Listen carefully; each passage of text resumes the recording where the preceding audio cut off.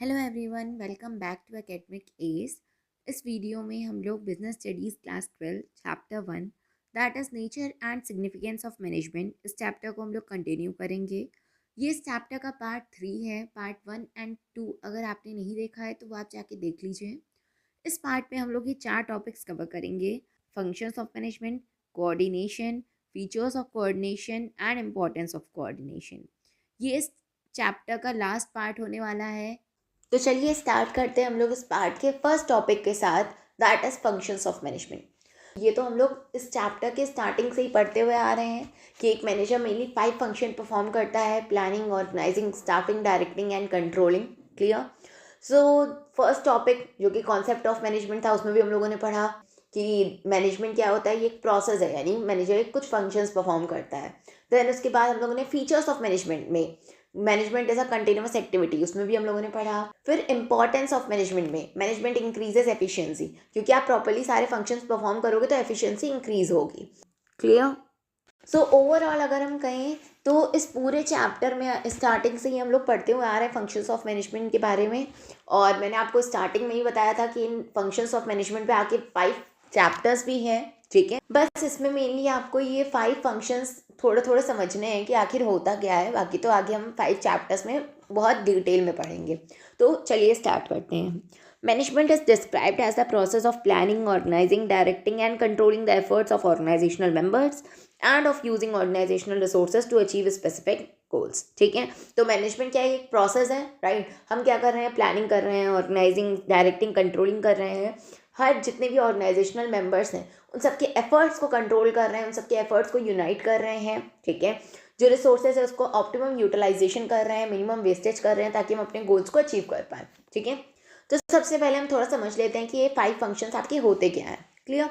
तो सबसे पहला आ जाता है आपका प्लानिंग। प्लानिंग मतलब आप डिसाइड करते हो कि what to do and how to do, क्या करना है और कैसे करना है, ये आप प्लानिंग में करते हो। इसमें आप अपना ऑब्जेक्टिव सेट करते हो, प्लान्स बनाते हो, ये सब आप प्लानिंग में करते हो। सेकेंड आ जाता है आपका ऑर्गेनाइजिंग। ऑर्गेनाइजिंग में आप क्या करते हो? अलग अलग ऑर्गेनाइजेशनल स्ट्रक्चर बना रहे हो। ठीक है, आप अलग अलग डिपार्टमेंट बना रहे हो, आप सुपीरियर सबॉर्डिनेट की रिलेशनशिप इस्टेब्लिश कर रहे हो, तो ये आपका आ जाता है ऑर्गेनाइजिंग में। थर्ड आ जाता है staffing. Mean selecting the right person for the right job, यानी आप एक सही इंसान को सही जॉब के लिए सेलेक्ट कर रहे हो, वो हो जाता है आपका staffing.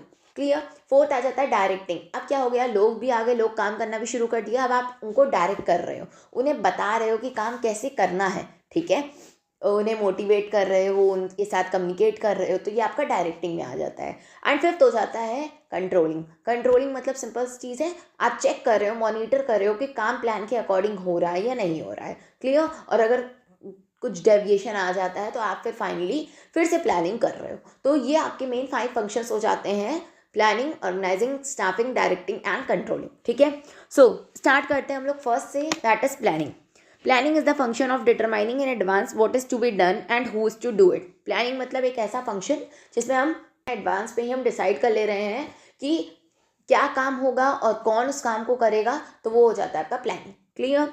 This implies setting goals in advance and developing a way of achieving them efficiently and effectively. यानी आप क्या कर रहे हो? आप अपना ऑब्जेक्टिव सेट कर ले रहे हो और फिर आप एक प्रॉपर प्लान बना रहे हो कि आप उसको किस तरीके से आप अचीव कर पाओगे अपने गोल को, तो वो हो जाता है आपका प्लानिंग। क्लियर?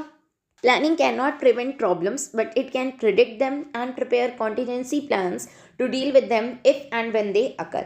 ऐसा नहीं है कि आपने प्लान्स बना लिए तो आपके प्रॉब्लम्स नहीं आएंगे, ऐसा नहीं है। ठीक है, प्रॉब्लम्स को आप रोक नहीं सकते, प्रॉब्लम्स आएंगे आएंगे अगर आप बिजनेस कर रहे हो तो।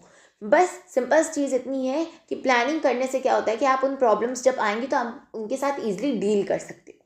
क्लियर? तो ये मेनली होता है प्लानिंग में। ठीक है, सेकेंड आ जाता है आपका organising. Organizing is the management function of assigning duties, grouping tasks, establishing authority, and allocating resources required to carry out a specific plan. ठीक है, जैसे नाम से क्लियर हो रहा है कि आप क्या कर रहे हो? ऑर्गेनाइज कर रहे हो। ऑर्गेनाइजिंग में हम क्या कर रहे हैं? ड्यूटीज सबको असाइन कर ले रहे हैं कि आप क्या काम होगा। ठीक है, टास्क को ग्रुप कर देना है कि जैसे कुछ प्रोडक्शन से रिलेटेड काम है तो वो आप प्रोडक्शन डिपार्टमेंट बना दे रहे हो, तो इस तरह आप क्या कर रहे हो? टास्क के बेसिस पे अलग अलग ग्रुप्स बना दे रहे हो। फिर establishing authority and allocating resources, यानी आप क्या कर रहे हो? सारे रिसोर्सेज ला रहे हो जो आपको प्लान के अकॉर्डिंग काम करने के लिए चाहिए होंगे, आप सारे रिसोर्सेज ला रहे हो, तो ये आप ऑर्गेनाइज कर रहे हो सारी चीज़ों को, तो वो ऑर्गेनाइजिंग में आ जाता है। इसी में आप क्या करते हो, अपना ऑर्गेनाइजेशनल स्ट्रक्चर बनाते हो। वही मैंने बताया ना कि डिपार्टमेंट्स आप अलग अलग बना रहे हो, तो ऑर्गेनाइजेशनल स्ट्रक्चर आप बना रहे हो, रिपोर्टिंग रिलेशनशिप स्टैब्लिश करते हो, वो सब हम लोग आगे चैप्टर्स में पढ़ेंगे। अभी बेसिक बस इतना समझो, ऑर्गेनाइजिंग मतलब आप क्या कर रहे हो कि अलग अलग डिपार्टमेंट्स बना रहे हो, ऑर्गेनाइजेशनल स्ट्रक्चर बना रहे हो। Clear? It decides who will do a particular task, where it will be done and when it will be done. मतलब कौन एक पर्टिकुलर टास्क करेगा, ठीक है, कहाँ होना चाहिए काम, कब होना चाहिए, ये सब आप ऑर्गेनाइजिंग में करते हो। Organising involves the grouping of required task into managerial departments और work units and the establishment of authority and reporting relationships within the organisational hierarchy. जैसे मैंने आपको बताया कि आप काम के बेसिस पे आप क्या कर रहे हो, अलग अलग डिपार्टमेंट बनाते हो, जैसे production department, sales department, marketing department, तो ये आप हो जाता है ऑर्गेनाइजिंग। क्लियर? नेक्स्ट आ जाता है आपका staffing. Staffing simply stated is finding the right people for the right job. सही इंसान को सही जॉब के लिए चूज करना, वही आपका स्टाफिंग कहलाता है। Clear? A very important aspect of management is to make sure that the right people with the right qualifications are available at the right places and the times to accomplish the goals of the organization. Clear? तो ये बहुत important है, एक management एक सही इंसान सही qualifications के साथ सही जॉब पे रहे, यानी जब एक सही इंसान सही काम करेगा तो आप अपने गोल्स को भी इजीली अचीव कर पाओगे। Clear? So this is also known as the human resource function as it involves activities such as recruitment, selection, placement and training of personnel. ठीक है, इसमें आप क्या कर रहे हो कि लोगों को सेलेक्ट कर रहे हो, राइट, लोगों को ढूंढ रहे हो, सही इंसान को सही जॉब के लिए आप ढूंढ रहे हो। ठीक है, तो इसमें हम क्या करते हैं, रिक्रूटमेंट, सिलेक्शन, प्लेसमेंट, ट्रेनिंग, ये सब हम करते हैं। ये सब हम लोग आगे चैप्टर्स में पढ़ेंगे, बेसिक बस इतना समझो। Finding the right people for the right job is known as staffing. Simple. Clear? Now fourth आ जाता है आपका directing. Directing involves leading, influencing and motivating employees to perform the task assigned to them. Directing मतलब simple चीज़ है, आप लोगों को डायरेक्ट कर रहे हो, उन्हें समझा रहे हो, उन्हें इन्फ्लुएंस कर रहे हो, उन्हें मोटिवेट कर रहे हो, ताकि जो भी आपने उन्हें काम दिया है वो काम प्रॉपरली परफॉर्म कर पाए। Clear? Motivation and leadership are two key components of direction. वैसे तो डायरेक्टिंग में मेनली 4 कंपोनेंट्स आते हैं, ठीक है, supervision, motivation, leadership and communication, जो कि हम चैप्टर्स में पढ़ेंगे। लेकिन बस इतना में समझो कि इसमें बोल रहा है कि मोटिवेशन एंड लीडरशिप ये 2 की कंपोनेंट्स होते हैं डायरेक्शन के। क्लियर? 2 इंपॉर्टेंट कंपोनेंट्स होते हैं आपके डायरेक्टिंग के। क्लियर? नेक्स्ट आ जाता है आपका last, that is controlling. Controlling is the management functions of monitoring organisational performance towards the attainment of organisational goals. अब आपने लोगों को मोटिवेट भी कर लिया, लोग अपना काम भी कर रहे हैं, आप लास्ट में आप क्या कर रहे हो, मॉनिटर कर रहे हो कि क्या काम प्लान के अकॉर्डिंग हो रहा है या नहीं हो रहा। मॉनिटरिंग को हम क्या बोलते हैं, कंट्रोलिंग बोलते हैं। Clear? The task of controlling involves establishing standard of performance, measuring current performance, comparing this with the established standards and taking corrective action where any deviation is found. Okay, so controlling में क्या होता है, देखो simple चीज़ है, आपने एक plan बनाया होगा, प्लान में आपने अपना एक ऑब्जेक्टिव सेट किया होगा, ठीक है। अब उस ऑब्जेक्टिव को अचीव करने के लिए आप सारा काम कर रहे हो, प्लानिंग, ऑर्गेनाइजिंग, स्टाफिंग, डायरेक्टिंग। अब आप फाइनली कंट्रोलिंग करते हो। कंट्रोलिंग मतलब चेक करते हो कि क्या आपका वो ऑब्जेक्टिव अचीव हुआ या नहीं हुआ। क्लियर? तो इसमें सबसे पहला काम क्या होता है, एस्टैब्लिशिंग स्टैंडर्ड ऑफ परफॉर्मेंस। आपने जो ऑब्जेक्टिव सेट किया होगा वो आपका स्टैंडर्ड हो गया, ठीक है, या फिर एक आपने एक स्टैंडर्ड सेट भी कर दिया होगा। देन उसके बाद आप मीज़र करोगे करंट परफॉर्मेंस, यानी आपने सारा स्टेप्स फॉलो कर लिया, अब लास्ट में आप मीज़र करोगे आपकी करंट परफॉर्मेंस क्या है, ठीक है। Comparing this with established standard. Suppose आपने एक सेट किया था कि मुझे 1 वीक में 3 चैप्टर्स कंप्लीट करने हैं, राइट। अब आपकी करंट परफॉर्मेंस, आपने सबसे पहले आपने क्या कर लिया, स्टैंडर्ड सेट कर लिया 3 चैप्टर्स। देन उसके बाद आपने करंट परफॉर्मेंस को मीज़र किया। करंट परफॉर्मेंस मान लेते हैं कि आपने सिर्फ 2 ही चैप्टर्स आप कंप्लीट कर पाए 1 वीक में, ठीक है। अब आप क्या करोगे, कंपेयर करोगे स्टैंडर्ड को करंट परफॉर्मेंस से। 3 - 2 यानी 1 चैप्टर आपके बच गए, ठीक है। लास्ट में आप क्या करते हो, क्योंकि एक चैप्टर बच गया, ठीक है, तो एक चैप्टर बचने के बाद अब आप क्या कर ले, ये डेविएशन हो गया। अब आप करेक्टिव एक्शन लेते हो ताकि आप ये जो जो भी डेविएशन आया है, जो भी आपका एक चैप्टर बच गया है, आपने क्या कर लिया कि चलो इसको नेक्स्ट वीक में इसको कवर कर लेंगे, ठीक है, तो इसके लिए आप करेक्टिव एक्शन ले रहे हो। तो वही चीज़ आपका कंट्रोलिंग में होता है। कंट्रोलिंग में आप क्या करते हो, सबसे पहले आपने क्या किया, स्टैंडर्ड सेट कर लिया। स्टैंडर्ड सेट करने के बाद अपनी करेंट परफॉर्मेंस को मीज़र करते हो, फिर करेंट परफॉर्मेंस को स्टैंडर्ड से कंपेयर करते हो, और अगर कोई डेविएशन आता है तो आप क्या करते हो, कोई करेक्टिव एक्शन लेते हो। क्लियर? तो ये सिंपल सा कंट्रोलिंग में हो जाता है, ठीक है। सो इस तरीके से मेनली आपके 5 फंक्शंस ऑफ मैनेजमेंट हो जाते हैं। सब नाम से ही क्लियर हो रहा है। प्लानिंग में हम क्या कर रहे हैं, प्लान्स बना रहे हैं, ऑब्जेक्टिव सेट कर रहे हैं, वो प्लानिंग हो गया। ऑर्गेनाइजिंग हम क्या कर रहे हैं, हर चीज़ ऑर्गेनाइज कर रहे हैं, डिपार्टमेंट्स बना दे रहे हैं, ऑर्गेनाइजेशनल स्ट्रक्चर सेट कर दे रहे हैं, वो हो जाता है ऑर्गेनाइजिंग। स्टाफ को ला रहे हैं, हम लोगों को सिलेक्ट कर रहे हैं, वो हो जाता है आपका स्टाफिंग।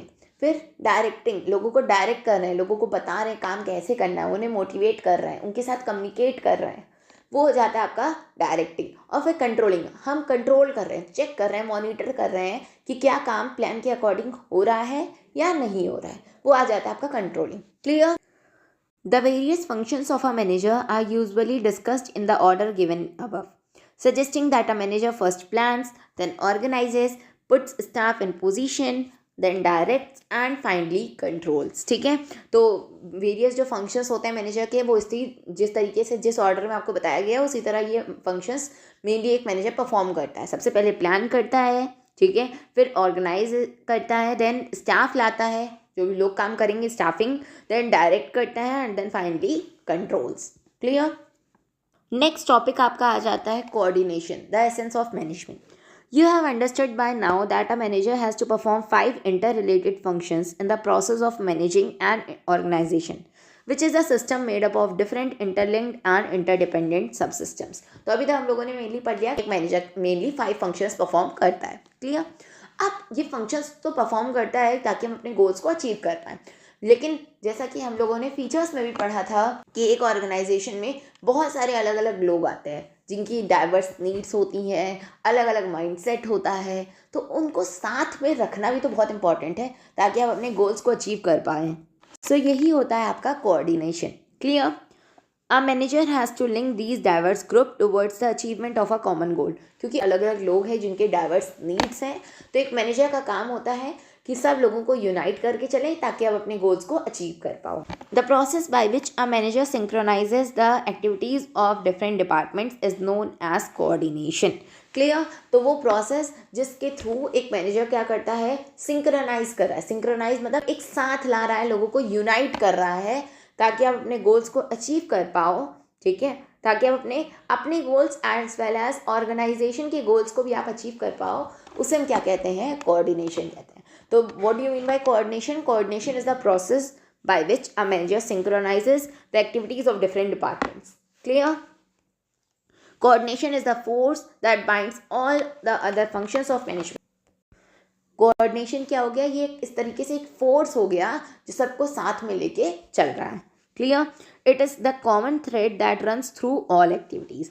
यानी हर एक्टिविटीज़ हैं, हर जितनी भी एक्टिविटीज़ हैं आपकी, परचेज, प्रोडक्शन, सेल्स, ये जितनी भी आपकी एक्टिविटीज़ हैं, ठीक है, ये अगर चाहते हो कि प्रॉपरली एक्टिविटीज़ सारी कंप्लीट हो पाएँ, प्रॉपरली आप सारी एक्टिविटीज़ को परफॉर्म कर पाओ, ऑर्गेनाइजेशन अपनी गोल्स को अचीव कर पाएँ, तो कोऑर्डिनेशन बहुत इंपॉर्टेंट है। ये एक थ्रेड है, ठीक है, जो सारी एक्टिविटीज़ को सब लोगों को बांध के रखता है। ठीक है, coordination is sometimes considered a separate function of management, it is however the essence of management. जैसे कि नाम हम लोगों ने टॉपिक जब पढ़ा कि coordination the essence of management, ठीक है, वैसे कई बार इसको ऐसा समझा जाता है कि ये फंक्शन है मैनेजमेंट का, लेकिन ये एसेंस है मैनेजमेंट का।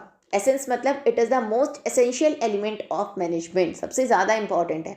अगर कोऑर्डिनेशन नहीं होगा तो ना ही आप गोल्स को अपने आप अचीव कर पाओगे, ठीक है, ना ही आपकी ऑर्गेनाइजेशन में हार्मनी मेंटेन रह पाएगी, ना ही इंडिविजुअल अपने गोल्स को अचीव कर पाएंगे। तो कोऑर्डिनेशन बहुत इंपॉर्टेंट है। तो coordination is the essence of management, it means it is the most essential element of management. Clear? Coordination is implicit and inherent in all functions of an organisation. तो coordination क्या है, implicit है, inherent है, हर एक functions of, जो भी आप functions perform कर रहे हो, जो भी एक मैनेजर फंक्शंस परफॉर्म कर रहा है, उन सब फंक्शन में कोऑर्डिनेशन होता ही होता है। कैसे होता है इसको ज़रा हम समझते हैं। The process of coordinating the activities of an organisation begins at the planning stage itself. जब आप प्लानिंग करना शुरू करते हो वहीं से आपका कोऑर्डिनेशन भी स्टार्ट हो जाता है। Top management plans for the entire organisation, ठीक है। जैसे कि हम लोग पढ़ के आए लेवल्स ऑफ मैनेजमेंट में कि टॉप मैनेजमेंट क्या फंक्शन होते हैं टॉप मैनेजमेंट के, कि वो प्लान्स बनाता है, ऑब्जेक्टिव सेट करता है। तो टॉप मैनेजमेंट क्या कर रहा है, पूरे ऑर्गेनाइजेशन के लिए प्लान्स बना रहा है। According to these plans the organisational structure is developed and staffed, ठीक है। उसी प्लान के अकॉर्डिंग आप ऑर्गेनाइजेशनल स्ट्रक्चर बना रहे हो, लोगों को ला रहे हो, यानी स्टाफिंग कर रहे हो। In order to ensure that these plans are executed according to plans, directing is required, ठीक है। आप क्या कर रहे हो, लोगों को डायरेक्ट कर रहे हो, लोगों को मोटिवेट कर रहे हो। ये चेक करना कि प्लान्स प्रॉपर्ली एग्जीक्यूट हो पा रहे हैं या नहीं हो पा रहे हैं, तो उसके लिए आप लोगों को समझा रहे हो कि कैसे करना है, उनको लीड कर रहे हो, इन्फ्लुएंस कर रहे हो, मोटिवेट कर रहे हो। तो ये आपका हो जाता है डायरेक्टिंग, ठीक है। Any discrepancies between actual and realized activities are then taken care of at the stage of controlling. Clear? मतलब कोई भी आपका अगर डेविएशन आ रहा है, कोई भी प्रॉब्लम्स आ रही हैं बिटवीन एक्चुअल एंड जो आपकी रियलाइज्ड एक्टिविटी है, यानी जो आपकी स्टैंडर्ड है, उनके बीच में अगर जो भी डिफरेंस आ रहा है, डेविएशन आ रहा है, तो वो आप कंट्रोलिंग में सेट करते हो, ठीक है। वो आप पूरा कंट्रोलिंग के स्टेज में आप करेक्टिव एक्शन लेते हो, ठीक है। It is through the process of coordination that a manager ensures the orderly arrangement of individual and group efforts to ensure unity of action in the realisation of common objective, ठीक है। तो coordination की help से ही क्या होता है, एक manager अपना प्रॉपरली काम कर पाता है, लोगों को यूनाइट कर पाता है, ताकि आप अपने गोल्स को अचीव कर पाओ। Coordination therefore involves synchronization of the different actions or efforts of various units of an organization. Coordination मतलब क्या है, आप अलग अलग जो efforts हैं, अलग अलग लोगों को unite कर रहे हो, उनके efforts को unite कर रहे हो ताकि आप अपने goals को achieve कर पाओ। तो coordination क्या है, synchronization है। Clear? This provides the requisite amount, quality, timing and sequence of efforts which ensures that planned objectives are achieved with a minimum of conflict, ठीक है। तो अगर आप प्रॉपरली लोग सारे लोग मिलके अगर कोऑर्डिनेशन के साथ काम करेंगे, लोग यूनाइट होकर सारा काम करेंगे, ठीक है, तो इससे क्या होगा, क्वालिटी भी मेंटेन रहेगी, आप प्रॉपरली टाइम पे अपना काम भी कंप्लीट कर पाओगे, एक सीक्वेंस होगा, सीक्वेंस ऑफ एफर्ट्स भी रहेंगे, ठीक है। और इससे क्या होगा, जो प्लान्ड ऑब्जेक्टिव्स होंगे वो आप मिनिमम वेस्टेज के साथ, मिनिमम कंफ्लिक्ट के साथ आप अचीव कर पाओगे। क्लियर? तो कोऑर्डिनेशन इसलिए बहुत इंपॉर्टेंट है, ठीक है। तो कोऑर्डिनेशन क्या है, it is the essence of management. Clear? Next topic आ जाता है characteristics of coordination. First, coordination integrates group efforts, यानी कोऑर्डिनेशन क्या करता है, अलग अलग लोगों के एफर्ट्स को एक साथ लाता है, ठीक है। कोऑर्डिनेशन मतलब क्या है, जितनी भी अलग अलग यूनिट्स हैं, हम सब लोगों को सिंक्रोनाइज कर रहे हैं, उसी को हम कोऑर्डिनेशन बोलते हैं। Clear? So coordination unifies unrelated और diverse interest into purposeful work activity, यानी जितने भी अनरिलेटेड और डाइवर्स इंटरेस्ट हैं, जितने भी लोग हैं, वो सब अलग अलग इंटरेस्ट के साथ, अलग अलग माइंडसेट के साथ आते हैं, अलग अलग ऑब्जेक्टिव्स के साथ आते हैं। तो कोऑर्डिनेशन क्या होता है, कोऑर्डिनेशन सबको एक साथ लाता है ताकि वो पर्पसफुल वर्क एक्टिविटी में आ सके, ठीक है। सो कोऑर्डिनेशन क्या होता है, इट यूनिफाइज अनरिलेटेड या diverse groups into a purposeful activity. It gives a common focus to group efforts to ensure that performance is as it was planned and scheduled. ठीक है, यानी लोगों को एक कॉमन फोकस दे रहे हैं, यानी कॉमन टारगेट दे रहे हैं, ताकि आप जो भी परफॉर्मेंस है जो आपने शेड्यूल की है, यानी जो आपने डिसाइड की है कि सबकी परफॉर्मेंस इस अकॉर्डिंग होनी चाहिए, तो वो परफॉर्मेंस हम इंश्योर कर सकें। तो वो आप कैसे कर सकते हो, कोऑर्डिनेशन की हेल्प से। Clear? Second, coordination ensures unity of action, यानी अलग अलग लोगों को आप यूनाइट करके चल रहे हो, आप साथ में लेके चल रहे हो, तो कोऑर्डिनेशन होता है। Clear? So the purpose of coordination is to secure unity of action in the realisation of a common purpose. Main जो मोटिव होता है कोऑर्डिनेशन का, वो यही होता है कि जितने भी अलग अलग लोग हैं उन सबको हम एक साथ लेके चलें ताकि हम अपने कॉमन मोटिव को अचीव कर पाएँ। Clear? So it acts as a binding force between departments and ensures that all action is aimed at achieving the goals of the organization. So ये एक बाइंडिंग फोर्स है, ठीक है, जो सब लोगों को एक साथ लेके चल रही है, जितने भी अलग अलग डिपार्टमेंट्स हैं उन सबको एक साथ लेके चल रही है ताकि हम अपने गोल्स को अचीव कर पाएँ। नेक्स्ट आ जाता है coordination is a continuous process, यानी ये चलता रहता है। आप जितने फंक्शंस परफॉर्म कर रहे हो, कोऑर्डिनेशन हर फंक्शन में इंपॉर्टेंट होता है। Coordination is not a one time function but a continuous process. ये वन टाइम फंक्शन नहीं है, ये कंटिन्यूस प्रोसेस है। It begins at the planning stage and continues till controlling, ठीक है। ये प्लानिंग से शुरू होता है। प्लानिंग में आपको कोऑर्डिनेशन की ज़रूरत होती है, then organising, staffing, then directing, और फिर लास्ट में कंट्रोलिंग। और फिर अगर कंट्रोलिंग में कुछ डेविएशन आया तो फिर आप करेक्टिव एक्शन लेते हो, फिर प्लानिंग करते हो। तो कोऑर्डिनेशन जो है वो एक कंटिन्यूस प्रोसेस है, ये आपका प्लानिंग से लेकर कंट्रोलिंग तक चलता है, ठीक है। नेक्स्ट आ जाता है coordination is an all pervasive function. जैसे कि हम लोगों ने जब फीचर्स ऑफ मैनेजमेंट में पढ़ा था, उसमें हम लोगों ने पढ़ा था ना कि मैनेजमेंट इज ऑल परवेजिव, यानी मैनेजमेंट हर जगह है। सेम वही चीज़ है कि कोऑर्डिनेशन भी क्या है, एक ऑल परवेजिव फंक्शन है, यानी कोऑर्डिनेशन की ज़रूरत भी हर जगह है, ठीक है। Coordination is required at all levels of management due to the interdependent nature of activities of various departments, ठीक है। कोऑर्डिनेशन आपके हर लेवल्स पे, हर फंक्शंस में कोऑर्डिनेशन की ज़रूरत पड़ती ही पड़ती है, क्योंकि इंटरडिपेंडेंट नेचर है डिपार्टमेंट्स का। मतलब जैसे प्रोडक्शन डिपार्टमेंट जो है वो डिपेंड रहेगी आपके फाइनेंस डिपार्टमेंट पे, ठीक है।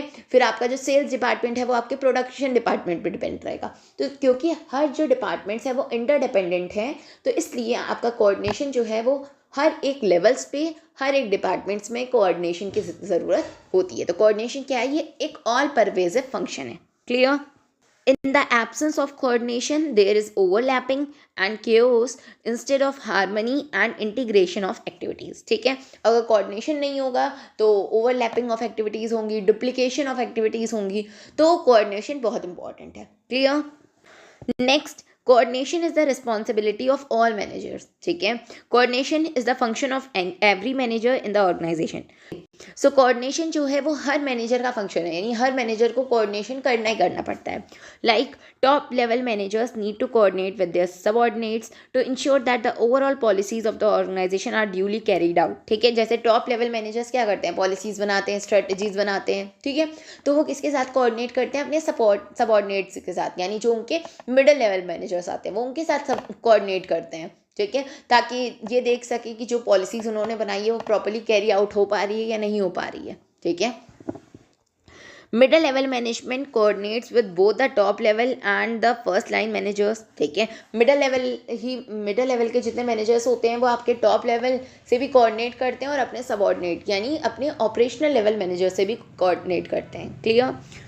Operational level management coordinates the activities of its workers to ensure that work proceed according to plans, ठीक है। ऑपरेशनल लेवल के जितने भी मैनेजर्स होते हैं वो किन के साथ कोऑर्डिनेट करते हैं, वर्कर्स के साथ कोऑर्डिनेट करते हैं कि प्लान के अकॉर्डिंग सारा काम हो। तो जितने भी मैनेजर्स हैं उन सबकी मैनेजर्स की ये रिस्पॉन्सिबिलिटी है कि वो कोऑर्डिनेशन करते रहें। क्लियर?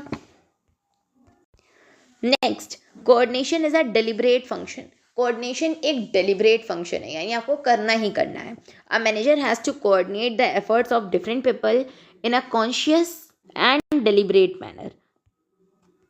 ओके, तो कोऑर्डिनेशन क्या है, ये एक डेलिब्रेट फंक्शन है। तो एक मैनेजर क्या कर रहा है कि अलग अलग लोगों के एफर्ट्स को एक साथ ला रहा है ताकि आप अपने गोल्स को अचीव कर पाओ। तो ये एक डेलिब्रेट फंक्शन है, आप कॉन्शियसली डेलिब्रेटली इस काम को कर रहे हो, ठीक है। Even where members of a department willingly cooperate and work, coordination gives a direction to that willing spirit. अगर कोऑर्डिनेशन के साथ कोऑपरेशन आ गया तो वो तो और अच्छी बात है। जब मेंबर्स खुद से कोऑपरेट कर रहे हैं, एक दूसरे के साथ मिलकर काम कर रहे हैं, तो और अच्छे से आप अपने गोल्स को अचीव कर पाओगे। Now there is a difference between coordination and cooperation, अब वो हम समझते हैं। सो कोऑर्डिनेशन क्या है, ये एक फॉर्मल वे में है, राइट, इशूइंग द डायरेक्शंस के आपके कोऑर्डिनेशन हो जाते हैं। कोऑपरेशन क्या है, विलिंगनेस, ठीक है, आप वॉलेंटरली खुद से आके काम कर रहे हो, ये इनफॉर्मल वे में आ जाता है, तो वो आपका कोऑपरेशन हो जाता है, ठीक है। So cooperation in the absence of coordination may lead to wasted effort and coordination without cooperation may lead to dissatisfaction among employees. So अगर कोऑपरेशन है और कोऑर्डिनेशन नहीं है तो इससे सारे एफर्ट्स वेस्ट होंगे, और अगर कोऑर्डिनेशन है कोऑपरेशन नहीं है तो इससे क्या होगा, एम्प्लॉयज़ डिससेटिस्फाइड होंगे। Clear? Coordination therefore is not a separate function of management but it's very essence, ठीक है। तो कोऑपरेशन एक फंक्शन नहीं है मैनेजमेंट का, ये एक एसेंस है। एसेंस यानी it is the most essential element of management. For an organization to effectively and efficiently achieve its objective, coordination is required. So अगर एक ऑर्गेनाइजेशन इफेक्टिवली एंड एफिशिएंटली अपने गोल्स को अचीव करना चाहता है, ठीक है, तो कोऑर्डिनेशन उसके लिए इम्पॉर्टेंट है।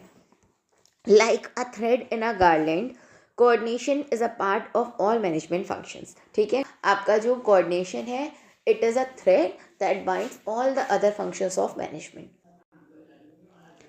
अब आ जाता है हमारा लास्ट टॉपिक इस चैप्टर का, that is importance of coordination. यानी कोऑर्डिनेशन, जैसे कि अभी हम स्टार्टिंग से इस टॉपिक से पढ़ते हुए आ रहे हैं कि कोऑर्डिनेशन बहुत इंपॉर्टेंट है, आपके हर लेवल्स पे चाहिए, हर फंक्शंस ऑफ मैनेजमेंट में रिक्वायर्ड है।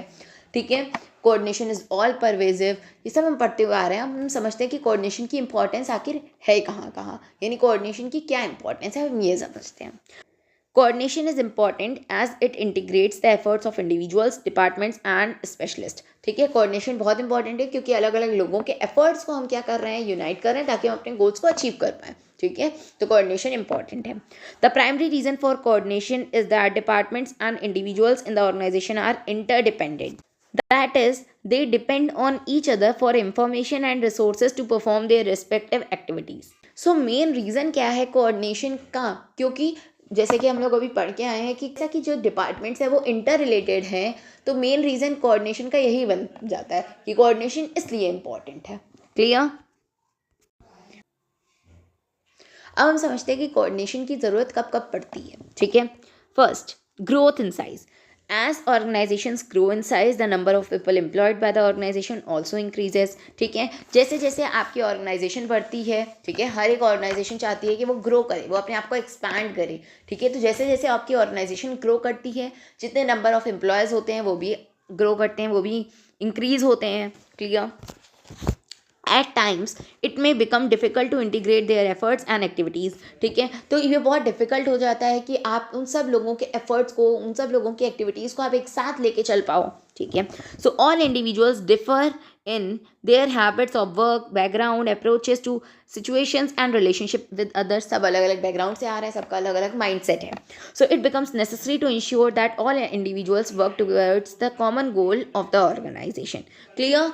तो ये इस केस में आपको कोऑर्डिनेशन की ज़रूरत पड़ती है। जब आपका एक ऑर्गेनाइजेशन ग्रो कर रहा है, नंबर ऑफ़ एम्प्लॉयज़ बढ़ जाते हैं, इंक्रीज़ हो जाते हैं, तो अब आपको ऑर्गेनाइजेशन की ज़रूरत होती है क्योंकि और लोग जुड़ रहे हैं और सब लोगों के एफर्ट्स को एक साथ लेके चलना थोड़ा मुश्किल हो जाता है। सब लोगों को एक साथ यूनाइट करके चलना थोड़ा मुश्किल हो जाता है, तो इस केस में कोऑर्डिनेशन की ज़रूरत पड़ती है। क्लियर? तो फर्स्ट हो गया, कोऑर्डिनेशन की ज़रूरत कब पड़ती है? जब आपका ग्रोथ इन साइज, जब आपका ऑर्गेनाइजेशन ग्रो करता है। क्लियर? सेकेंड आ जाता है फंक्शनल डिफरेंशिएशन. तो आगे हम पढ़ेंगे कि जो डिपार्टमेंट्स हैं वो आपके फंक्शंस के बेसिस पे बन रहे हैं. फंक्शंस के बेसिस पे यानी जैसे आप फंक्शंस परफॉर्म कर रहे हो, प्रोडक्शन डिपार्टमेंट है, फाइनेंस डिपार्टमेंट है, सेल्स डिपार्टमेंट है, तो इस तरह से फंक्शंस के बेसिस पे जब डिपार्टमेंट्स अलग अलग बनते हैं तो अलग अलग फंक्शंस हैं, उनके अलग अलग लोग काम कर रहे हैं, लेकिन काम तो मेन एक मोटिव के लिए कर रहे हैं ताकि आप अपने ऑर्गेनाइजेशनल गोल को अचीव कर पाओ. ठीक है, तो फंक्शनल डिफरेंशिएशन में भी कई बार ऐसा होता है कि लोग एक साथ काम नहीं कर पाते हैं, यूनाइट नहीं कर पाते हैं. ठीक है, सिर्फ अपने डिपार्टमेंट के ही गोल पे मेन फोकस करते रहते हैं, मेन ओवरऑल गोल पे नहीं फोकस कर पाते, तो उस केस में कोऑर्डिनेशन की ज़रूरत पड़ती है. Clear? So functions of an organization are divided into departments, divisions and sections. So जो ऑर्गेनाइजेशन के फंक्शंस हैं, फंक्शंस के बेसिस पे आप अलग अलग डिपार्टमेंट्स बना देते हो, अलग अलग डिविजन्स और सेक्शंस बना देते हो. So in an organization there may be separate departments of finance, production, marketing और human resources. Clear? So all these departments may have their own objectives, policies and their own style of working. तो ये बहुत important हो जाता है कि आप सबको एक साथ लेके चलो, क्योंकि सबके अपने ऑब्जेक्टिव हैं, सब डिपार्टमेंट के अपने पॉलिसीज़ हैं, अपनी स्ट्रैटेजीज़ हैं, तो इस केस में कोऑर्डिनेशन की ज़्यादा रिक्वायरमेंट होती है. The activity of each department needs to be focused on attainment of common organizational goals. ठीक है, तो लोग क्या कर रहे हैं, सब डिपार्टमेंट के अलग अलग मोटिव हो गए, अलग अलग ऑब्जेक्टिव हो गए, तो वो लोग क्या करते हैं, जो मेन ऑर्गेनाइजेशनल गोल है उसको नेग्लेक्ट करते हैं. तो ये बहुत इंपॉर्टेंट होता है सब लोग मिलके एक ऑर्गेनाइजेशनल गोल को अचीव करने के लिए काम करें. ठीक है, so the process of linking the activities of various departments is accomplished by coordination. तो कोऑर्डिनेशन की हेल्प से क्या हो पाता है कि आप अलग अलग लोगों की एक्टिविटीज़ को, अलग अलग डिपार्टमेंट्स की एक्टिविटीज़ को आप लिंक करवा पाते हो. क्लियर? थर्ड आ जाता है आपका specialisation. Modern organisations are characterised by a high degree of specialisation. तो जैसे जैसे आपका ऑर्गेनाइजेशन ग्रो करेगा, आप अलग अलग स्पेशलिस्ट को लाते हो ताकि आपका ऑर्गेनाइजेशन और ज़्यादा ग्रो कर पाए, ताकि आपका और प्रॉफिट हो पाए. Clear? So specialisation arises out of the complexities of modern technology and the diversities of task to be perform. ठीक है, बहुत सारी मॉडर्न टेक्नोलॉजी आ गई है, आपके अलग अलग टास्क हो गए हैं, तो इसलिए आप स्पेशलिस्ट को हायर करते हो. Specialists usually think that they only are qualified to evaluate, judge and decide according to their professional criteria. ठीक है, तो ये हर स्पेशलिस्ट का एक पॉइंट ऑफ व्यू होता है कि मतलब उनकी जो प्रोफेशनल फील्ड है उसमें वही एक्सपर्ट हैं. So they do not take advice और suggestions from others in matters pertaining to their area of specialisation. तो वो जिस एरिया में काम कर रहे हैं, जिस फील्ड में वो काम कर रहे हैं, वो ये नहीं चाहते कि कोई उन्हें सजेशन दे, कोई उन्हें उस फील्ड से रिलेटेड एडवाइस दे. Clear? So this often leads to conflict among different specialist as well as others in the organisation. तो इसकी वजह से हो सकता है कि कंफ्लिक्ट हो सकता है ऑर्गेनाइजेशन के मेंबर्स और स्पेशलिस्ट के बीच में, या फिर दो स्पेशलिस्ट के बीच में कंफ्लिक्ट हो सकता है. So therefore some coordination is required by an independent person to reconcile the differences in approach, interest और ओपिनियन ऑफ द स्पेशलिस्ट. तो यहाँ पे इस कंडीशन में आपकी कोऑर्डिनेशन इंपॉर्टेंट होता है. क्लियर? तो मेनली इस पार्ट में हम लोगों ने 4 टॉपिक्स कवर कर लिए. ठीक है, functions of management, coordination, features of coordination and importance of coordination. So इस तरह से हमारा ये फाइनली चैप्टर कंप्लीट होता है. ठीक है, हम लोगों ने बहुत सारे इसमें टॉपिक्स कवर किए. ये इस चैप्टर का लास्ट पार्ट था एंड ये चैप्टर फाइनली हमारा कंप्लीट होता है. तो अगर आपको ये वीडियो अच्छी लगी तो do like, share, comment and subscribe to my channel, and thanks for watching.